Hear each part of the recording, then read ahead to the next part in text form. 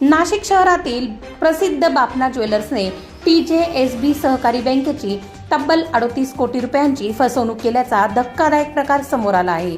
59 कोटी रुपयांच्या सोने, चांदी व हिऱ्यांच्या बनावट साठ्यांचे विवरण सादर करून बँकेतून कर्ज घेतल्याचा आरोप आहे। या प्रकरणी सरकारवाडा पोलिसांनी मुख्य संचालक निलेश सुभाष बाफना यांना अटक केली असून सुभाष बाफना, नम्रता बाफना, प्रभावती बाफना तसेच जामीनदार कांतीलाल बाफना व सरला बाफना यांच्या विरुद्धही गुन्हा दाखल करण्यात आला आहे। बँकेने दिलेल्या माहितीनुसार मार्च 2025 पासून कर्जावरील व्याज भरणे बंद झाल्याने खाते NPA घोषित करण्यात आले।